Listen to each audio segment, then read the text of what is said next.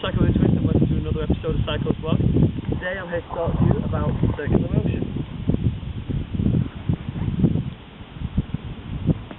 The first thing you need to know about angles is that they can be expressed in something called radians. Now a radian is defined as the arc length divided by the radius when the radius is equal to the arc length. Okay, so there are some common angles as radians. 2 pi is 360 degrees, pi is 180 degrees, a half pi is 90 degrees, and a quarter pi is 45 degrees. Angular speed is the angle an object rotates through per second.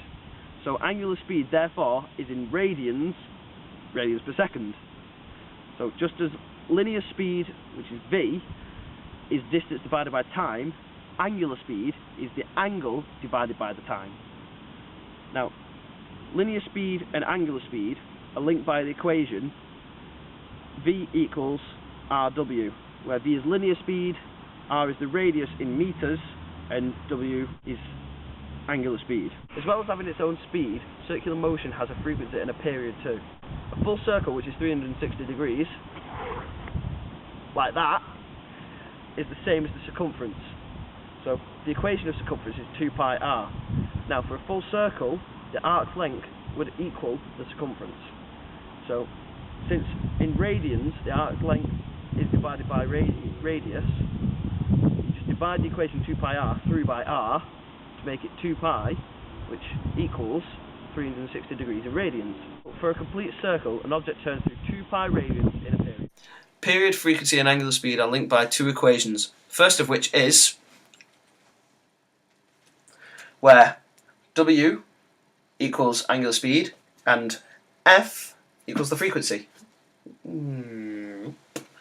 Okay, the second equation is this one.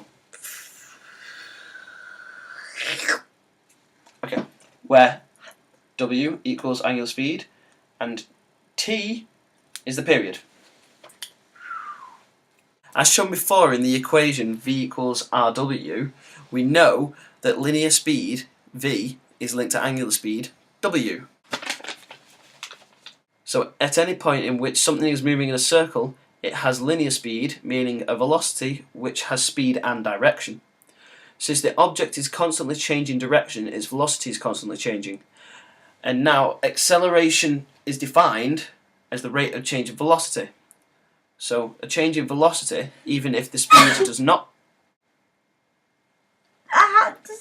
I'm gonna kill him. Velocity is changing. Even if the speed does not change, the object is constantly accelerating during circular motion. This is known as centripetal acceleration and is always directed to the centre of the circle.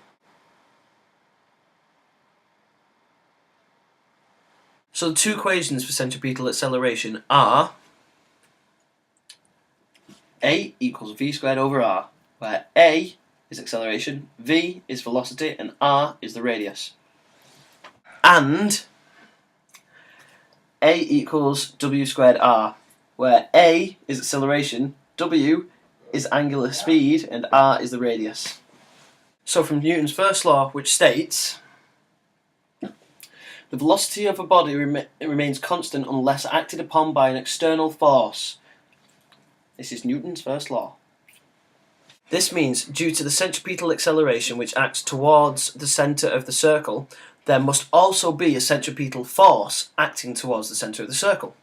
Since F equals ma,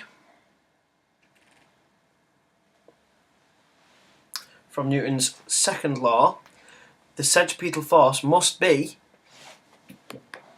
either F equals mv squared over r, or F equals mw squared r, where F is the force, m is the mass, w is the angular speed, and r is the radius. The centripetal force is what keeps the object moving in a circle. Remove the force, and the object will fly off at a tangent. That's all from me, so I hope you enjoyed the video, and thanks for watching. Bye!